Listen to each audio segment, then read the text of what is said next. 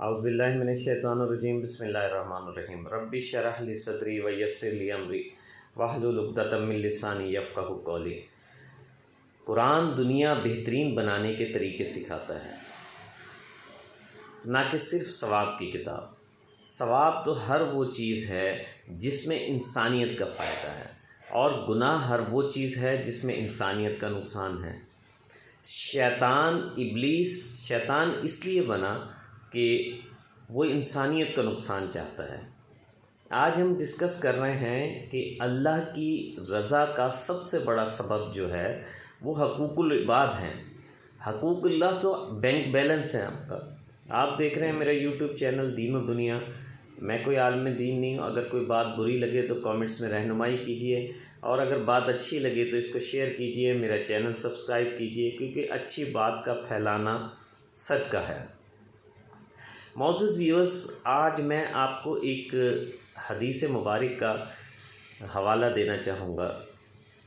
وہ یہ جو میں نے اپنے انٹرو میں بتایا کہ بخشش کا ذریعہ، اللہ کی رضا کا سبب جو وہ ہے حقوق العباد، بندوں کے حقوق، بندوں سے محبت، بندوں سے پیار، بندوں کے حقوق ادا کرنا۔ کیونکہ آپ یہ دیکھیں کہ ابلیس شیطان نے تو اتنی عبادت کی تھی کہ عبادت نہیں، اللہ کی حمد و ثنا اتنی کی تھی، کیونکہ عبادت ہر وہ چیز ہے، حمد و ثنا اتنی کی تھی کہ اللہ تعالیٰ نے اسے فرشتے سے افضل الملائکہ، جن سے فرشتہ، فرشتے سے افضل الملائکہ بنا دیا۔ اس نے اللہ کی اتنی ثنا کی تھی، عبادت نہیں کی۔ عبادت ہر وہ چیز ہے۔ عبادت بیسیکلی ہے کیا؟ وما خلقت الجن والانس الا لیعبدون۔ ہم نے تمام جنوں کو، انسانوں کو اپنی عبادت کے لیے پیدا کیا ہے۔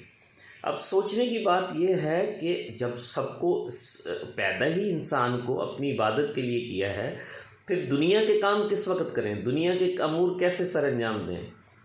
حالانکہ ایسی بات نہیں ہے۔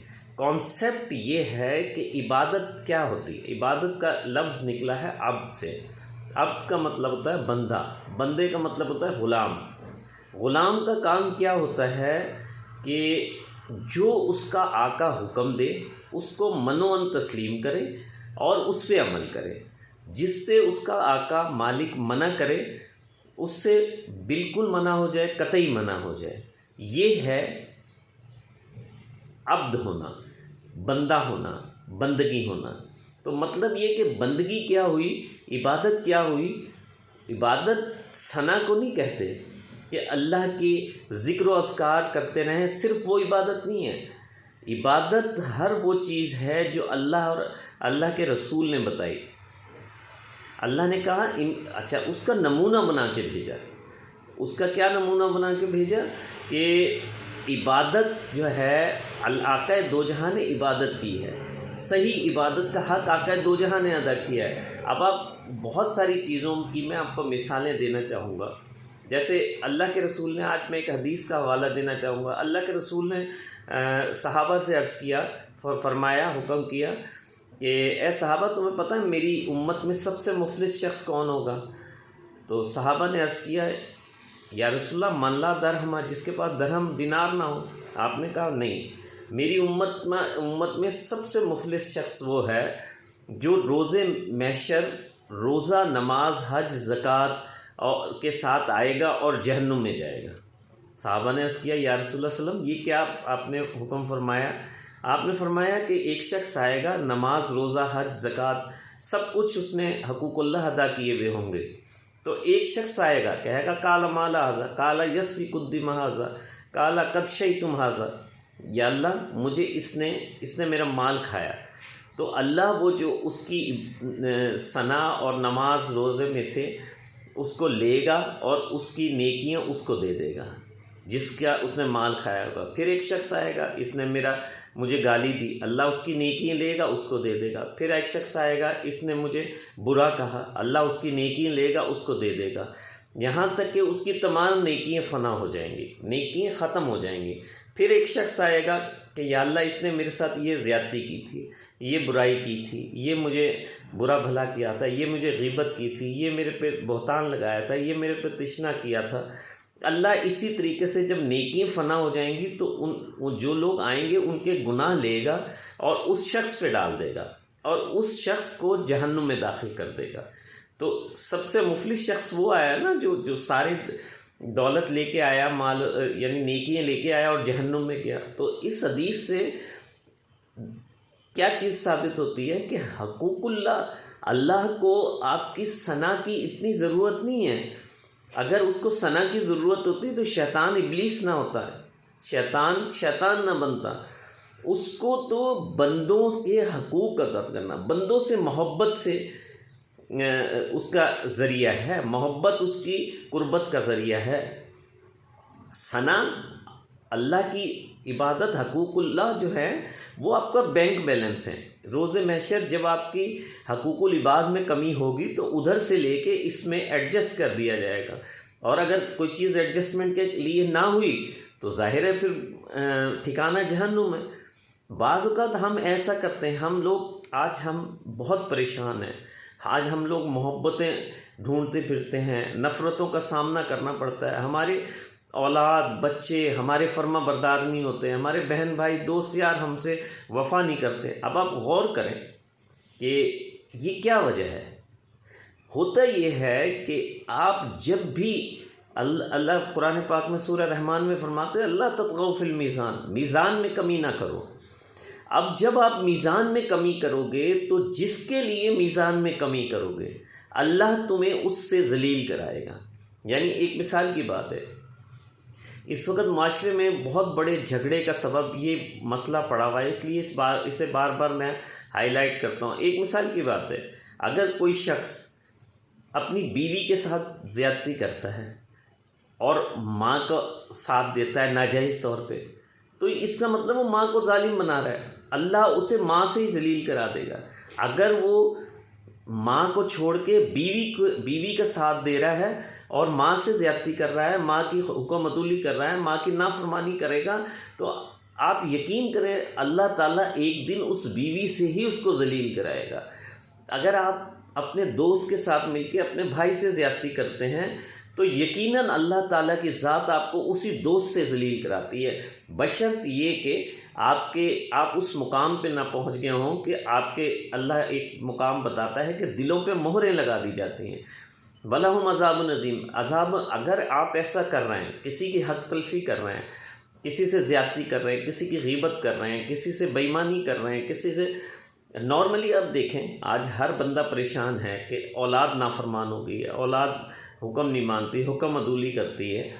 اب آپ ان کو غور کریں کہ کیا ہم لوگوں کے حقوق تلف کر کے ان کو رزق نہیں کھلاتے، انہیں کھانا لا کے نہیں کھلاتے؟ ہم رشوت لیتے ہیں، بے ایمانی کرتے ہیں، چوری کرتے ہیں، واردات کرتے ہیں، کس کے لیے؟ اپنے بچوں کے لیے۔ اچھا، وہ جب کھانا ان کو لا کے کھلائیں گے تو یہ کیسے ممکن ہے کہ جس کی آپ حق تلفی کر کے آئے ہو، جس کے ساتھ آپ زیادتی کر کے آئے ہو، اللہ تعالیٰ آپ کو اولاد سے ذلیل کرا دے گا، آپ کو اللہ بیوی سے ذلیل کرا دے گا، جس کے لیے آپ دوسرے سے زیادتی کرو گے اللہ آپ کو اس سے ذلیل کرائے گا۔ اور میں نے پھر بار بار یہی بات کہتا ہوں، اگر آپ کی اللہ سے جتنی زیادہ دوری ہوگی، جتنی قربت زیادہ ہوگی، اتنا جلدی آپ اگر کسی سے زیادتی کر کے، آپ کسی غیر سے زیادتی کر کے اپنی اولاد کو کھلاتے ہیں تو اللہ سے جتنی آپ کی قربت ہے اتنا جلدی اللہ آپ کو اولاد سے ذلیل کرا دے گا۔ اگر دوری ہوتی گئی ہے تو تھوڑے دور بعد ہوگا۔ آپ کو کرنا ہے، اگر بالکل مہر نہیں لگ گئی ہے دلوں پہ، آنکھوں پہ، سماعتوں پہ، تو پھر جتنی دوری ہے اتنی دیر میں آپ کی اولاد، آپ کی بیوی، آپ کے گھر والے آپ کے بے عزت کریں گے، آپ کی زیادتی کریں گے، آپ کے مخالف ہوں گے، آپ کے دشمن ہوں گے۔ اور جس کے ساتھ زیادتی کر کے آئے ہو، اسی لیے اب آپ دیکھو، ایک دفعہ ایک نبی کریم صلی اللہ علیہ وسلم کے ایک شخص آیا، محفل میں بیٹھے ہوئے تھے، تو ایک بچے آیا کھیلتا ہوا، اس کی گیند آئی یا جو بھی چیز ہوگی، تو آپ نے فرمایا یہ بچہ حرام کا ہے۔ آپ نے کہا یہ بچہ حرام کا ہے۔ اس محفل میں اس کے والد بھی بیٹھے ہوئے تھے، انہوں نے تلوار نکال لی اور اپنی بیوی کے پاس چلے گئے، کہنے لگے کہ یہ تو آقا دو جہاں کے منہ سے نکلی ہوئی بات ہے کہ یہ بچہ حرام کا ہے، یہ بتا کہ یہ بچہ کس کا ہے۔ وہ کہنے لگے اللہ کے بندے، میں نے تو آج تک کبھی کسی کی طرف دیکھا نہیں، اس نظر سے بھی نہیں دیکھا، اس رجحان میرا تو کوئی بھی ایسا سلسلہ نہیں ہے۔ تو حضور سے وضاحت کراتے ہیں کہ کیا وجہ ہے، آقا دو جہاں نے یہ کہا۔ تو آپ محفل میں چلے گئے، کہنے لگے یا رسول اللہ ابھی آپ ایک بچہ آیا تھا، آپ نے کہا یہ بچہ حرام کا ہے، تو آپ نے کہا کہ یہ بچہ میرا تھا اور میری بیوی تو بہت پاک دامن ہے۔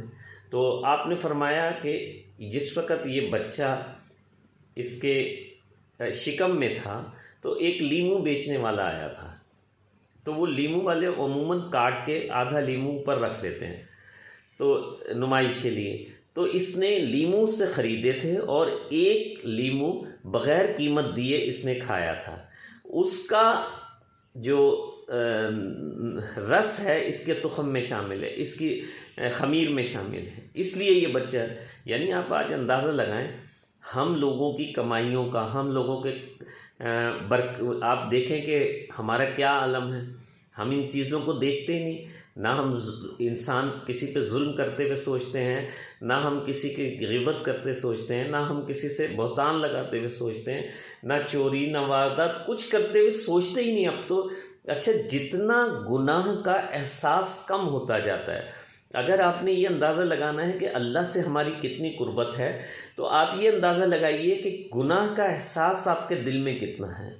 اگر جتنا گناہ کا احساس زیادہ ہے اتنی اللہ سے قربت زیادہ ہے، جتنا گناہ کا احساس کم ہے اور اتنی ہی دوری ہے، اور ایک وقت آتا ہے گناہ کا احساس ہی ختم ہو جاتا ہے، وہ وقت ہوتا ہے جب دلوں پہ مہر لگا دی جاتی ہے۔